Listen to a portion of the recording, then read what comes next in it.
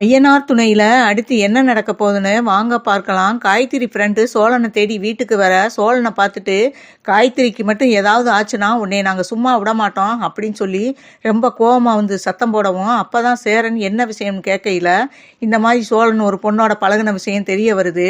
Gayatri friend சோழனை மிரட்டி விட்டுட்டு போயிடுறான். அதுக்கப்புறம் சேரன் வந்து சோழனை பிடிச்சி, ஏண்டா உனக்கு புத்தி இப்படி போயிருக்கு, ஏற்கனவே உனக்கு கல்யாணம் ஆயிருக்கு, அந்த நினப்பு கூட இல்லாம இன்னொரு பொண்ணுகிட்ட எப்படி அப்படி பேசி பழக உனக்கு மனசு வந்துச்சு அப்படின்னு சொல்லி கோவமா பேசுறாரு.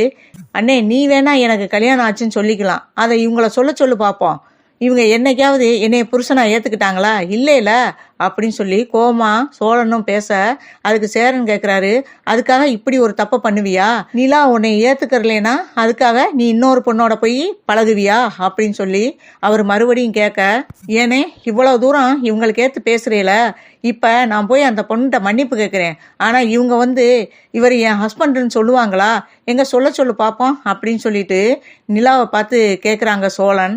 அதுக்கு நிலா வாயவே திறக்காம உட்காந்துருக்காங்க. சோழனை பார்த்து நடேசன் வீட்டுக்குள்ள வந்து கேட்குறாரு, ஏண்டா நீ எல்லாத்துக்கும் இப்படி அவசரப்படுறதுனால தான்டா உன் வாழ்க்கையே இப்படி இருக்கு, வீட்டில் உள்ள எல்லாருக்கிட்டையும் அன்பா தானே நிலா பழகுது, உன்னிட்டையும் பழகலைன்னா நீ அதுக்கு தகுந்த மாதிரி நடந்துக்கிறலடா அப்படின்னு சொல்லி சோழனை வந்து நடேசன் சத்தம் போடுறாரு.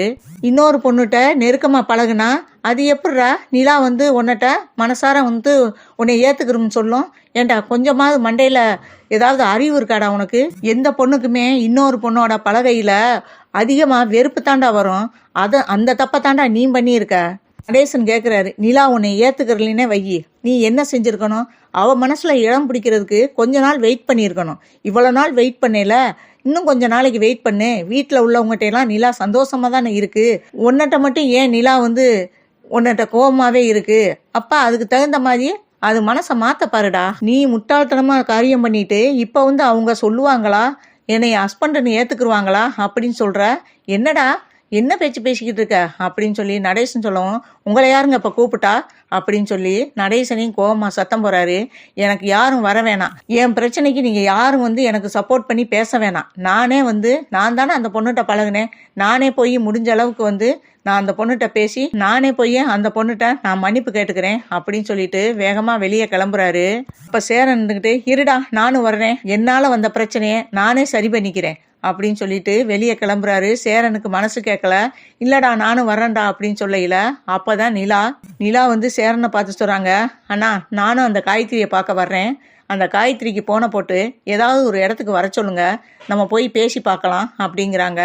சரின்ட்டு சோழன்ட்ட, டேய் அந்த பொண்ணை ஏதாவது ஒரு இடத்துக்கு வர சொல்லுடா, அங்கே வச்சு பேசிக்கலாம் அப்படின்னு சொல்லவும் சரின்னு சொல்லிட்டு காயத்ரிக்கு சோழன் போன் பண்றாரு. காயத்ரி அங்கே போனை எடுக்கிறாங்க. எடுத்ததும், என்ன சோழன் அப்படின்னு கேட்குறாங்க. நீ நான் சொல்ற காபி ஷாப்புக்கு வா அப்படின்னு சொல்லிட்டு சோழன் போனை வச்சிடறாரு. அதே மாதிரி காயத்ரியும் இங்கே காபி ஷாப்புக்கு வர்றாங்க. இங்கே நிலா, சேரன், சோழன் 3 பேரும் போறாங்க. காபி ஷாப்ல வெயிட் பண்ணிக்கிட்டு இருக்காங்க. காயத்ரியும் அங்கே வர்றாங்க. காயத்ரியை பார்த்ததும் சரி வாங்க காபி சாப்பிட்டுக்கிட்டே பேசலாம் அப்படின்ட்டு 4 பேரும் உள்ள போறாங்க. அப்ப காயத்ரியை பார்த்து சொல்றாங்க சோழன். காயத்ரியை பார்த்து சோழன் சொல்றாரு, காயத்ரி என்னை மன்னிச்சுக்க, உன் மனசுல அந்த மாதிரி என்ன உருவாக்குறதுக்கு நான் காரணமா இருந்தேனா என்னை தயவு செய்து மன்னிச்சுக்க, ஏன்னா எனக்கு ஏற்கனவே கல்யாணம் ஆயிருச்சு, இவங்க தான் என் ஒய்ஃபு, ஏதோ வந்து நான் விளையாட்டுத்தனமா பண்ணிட்டேன், என்னை மறுபடியும் மன்னிச்சுக்க காயத்ரி அப்படிங்கிறாப்புல. அது காயத்ரி கேட்குறாங்க, எவ்வளவு ஈஸியா சொல்றீங்க மன்னிச்சுக்கன்ட்டு, கல்யாணம் ஆனதுன்னு தெரிஞ்சு ஏங்க என்னட்ட வந்து லவ் பண்ற மாதிரியே பேசுனீங்க அப்படின்னவும், மறுபடியும் சொல்றேன் காயத்ரி, உன்னை நான் லவ் பண்றேன்னு எப்பயுமே சொன்னதில்லை, நீயா அந்த முடிவு எடுத்துக்கிட்ட, தப்பு என் பேர்லையும் தான், உன்னிட்ட நான் ஃபஸ்ட்டு நீ கூப்பிட்டு விடையிலேயே நான் வந்து உண்மையை சொல்லிட்டு அவாய்ட் பண்ணியிருக்கணும், நான் பண்ணது மிக மிக பெரிய தப்பு தான், என்னை மன்னிச்சுக்க அப்படிங்கிறாரு சோழன். சேரனும் காயத்ரியை பார்த்து சொல்றாரு, ஏதோ அவன் விளையாட்டுத்தனமா பண்ணிட்டாமா, அதை வந்து பெருசா எடுத்துக்கிற வேணாம், உங்க ஃப்ரெண்டு வந்து காயத்ரிக்கு ஏதாவது ஒன்று ஆச்சுன்னா உன்னை சும்மா விட மாட்டேன்ட்டு உங்க ஃப்ரெண்டு கோமா வந்து வீட்டில் வந்து சத்தம் போட்டு போனாப்புல, அதுக்கப்புறம் தாம்மா எங்களுக்கு வீட்டில் எல்லாருக்குமே விஷயம் தெரியும், அதான் உன்னிட்ட வந்து நேரடியாக சொல்லிட்டு மன்னிப்பு கேட்டு போகலாமேன்னு நான் அவனை கூட்டிக்கிட்டு வந்தேன் அப்படின்னு சொல்லிட்டு அவரும் மன்னிப்பு கேட்குறாரு. ஆனால் காயத்ரி யார் சொன்னாலும் அதை புரிஞ்சுக்கிற நிலமையில இல்லை. இவர் என்னட்ட எப்போ ஃபஸ்ட்டு பேச வந்தாரோ அப்போவே இவர் தான் என் ஹஸ்பண்டுன்னு இவரை மனசுக்குள்ளே லவ் பண்ண ஆரம்பித்தேன், ஆனால் இவர் இப்படி பண்ணுவார்னு எனக்கு சத்தியமாக தெரியாது அப்படின்னு சொல்லிட்டு, என்னால் இதை எப்படி மறக்க போகிறேனே தெரியலை அப்படின்னு சொல்லி ரொம்பவே ஃபீல் பண்ணி பேசுறாங்க காயத்ரி. அதுக்கப்புறம் தான் நிலா வாயை திறக்கிறாங்க. நிலா காயத்ரியை பார்த்து சொல்றாங்க, காயத்ரி, சோழன் பண்ணது தப்பு தான், நான் இல்லைன்னு சொல்லலாம். ஆனால் நீங்களும் அவர் ஃபஸ்ட்டு பேச வரையிலே நீங்கள் யார் என்ன ஏது அப்படின்னு எதையுமே கேட்காம அவர் பேச வந்ததுமே நீங்களும் பேச ஆரம்பிச்சிட்டிங்க. ஒரு பொண்ணு ஒரு பையனை விரும்புனா அவன் யார் என்ன ஏதுன்னு கேட்டுட்டு தான் நம்ம லவ் பண்ணவே ஆரம்பிக்கணும். அதை விட்டுவிட்டு அவர் ஏதோ பஸ் ஸ்டாப்பில் நீங்கள் நிற்கிற நேரத்தில் சிரித்து பேசிக்கிட்டு இருந்தாருன்னா அதை நீங்கள் எப்படி லவ்னு எடுத்துக்கலாம்? இல்லை எப்பயாவது அவர் உங்களை லவ் பண்ணுறேன்னு சொல்லியிருக்காரா? கிடையாதுல்ல. நீங்களாக தான் அன்னைக்கு பர்த்டே பார்ட்டிக்கு கூப்பிட்டு அவரை நீங்கள் தான் நான் இவரை லவ் பண்ணுறேன் அப்படின்னு சொல்லி நீங்கள் வம்பா சொல்லியிருக்கீங்க. அவர் அப்பயாவது வாயை திறந்து ஆமான்னு சொன்னாரா? இல்லைல, சிரிச்சுக்கிட்டு அதுலேருந்து வெளியே வரத்தானே பார்த்தாரு. உங்களை லவ் பண்ணுறவராக இருந்தால் ஏதாவது ஒரு கிஃப்ட் வாங்கிட்டு வந்திருக்கணும். இல்லைனா உங்களுக்கு பார்ட்டி முடிகிற வரையுமாவது அவர் இருந்திருக்கணும். அப்படி அவர் எதுவுமே பண்ணாமல் அப்பயே அந்த இடத்த விட்டு வந்துட்டாரு. இதுலேருந்தே நீங்கள் அவரை கொஞ்சம் யோசிச்சிருக்கணும். அதில் அவருக்கு விருப்பம் இல்லாதனால தான் அந்த இடத்த விட்டு அவர் வீட்டுக்கு ஓடியாந்துருக்காரு. அதுக்கப்புறமா நீங்கள் ஃபோன் பண்ணையில் எடுத்து சொல்லியிருக்காரு. நீங்கள் தான் அதை புரியாமல் இவ்வளோ தூரம் பெருசாக கொண்டு வந்திருக்கீங்க அப்படின்னு சொல்லி நிலா சொல்கிறாங்க. இப்போ என்ன தான் சொல்ல வர்றீங்க அப்படின்னு சொல்லிட்டு காயத்ரி கோபமாக கேட்குறாங்க. இங்கே பாருங்க காயத்ரி, அவர் மேலே தப்போ இல்லை உங்கள் மேலே தப்போ நான் சொல்ல வரல. என்னதான் இருந்தாலும் அவர் என் ஹஸ்பண்டு. என்னைய வெறுப்பேற்றுறதுக்காக தான் உங்கள்கிட்ட அவர் அப்படி நடந்துக்கிட்டாரு. அதுக்காக உங்கள்கிட்ட நான் மன்னிப்பு கேட்டுக்கிறேன். தயவு செய்து இந்த பிரச்சனையை இப்பவே மறந்துருங்க. இதுக்கு மேலையும் இல்ல நீங்க யார் சொன்னாலும் நான் கேட்க மாட்டேன், என் மனசுல இவர் தான் இருக்காரு அப்படின்னு சொல்லி நீங்க வேற மாதிரி முடிவெடுத்தீங்கன்னா எனக்கும் வேற மாதிரி முடிவெடுக்க தெரியும். ஏன்னா இவர் கட்டின தாலி என் கழுத்துல இருக்கு. உங்களை லவ் பண்றேன்னு சொல்றதுக்கு எந்த ஒரு சாட்சியும் கிடையாது. அப்படி இருக்கையில நான் எந்த எல்கைக்கும் போவேன். அதனால தயவு செய்து இந்த மேட்டரை இப்படியே விட்டுட்டு போயிருங்க அப்படின்னு சொல்றாங்க.